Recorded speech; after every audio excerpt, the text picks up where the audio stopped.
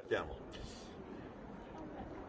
È per me un onore e un privilegio questo pomeriggio, insieme a tutti i rappresentanti del Foglárpolitik di Udine, prendere un impegno forte per i prossimi 5 anni nella prossima legislatura in Consiglio regionale del Friuli Venezia Giulia a favore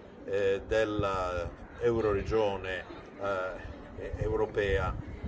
al centro della quale si trova il Friuli Venezia Giulia. Il Friuli Venezia Giulia, che è stato a crocevia di tantissimi attraversamenti, di tantissimi popoli, si trova al confine di 3 culture, quella latina, quella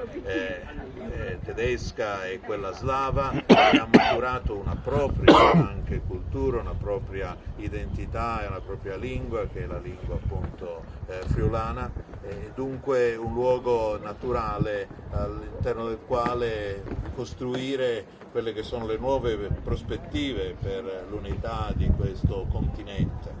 Questo è un luogo molto significativo, è un luogo significativo anche di quelle che sono appunto le caratteristiche, le differenze e le diversità che però appunto si possono superare per costruire l'unità, ed è un luogo significativo questo nel quale ci troviamo perché è all'esterno di quella cella nella quale fu rinchiuso e poi morì, alcuni dicono fu addirittura ucciso, l'ultimo vessillifero di Aquileia da parte della potenza, in quel caso occupatrice,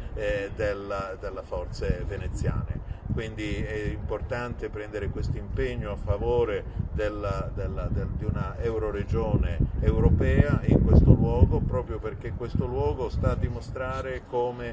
partendo dalle diversità, è possibile costruire un'unione, e ricordiamo appunto che il motto dell'Unione Europea è proprio unita nelle diversità.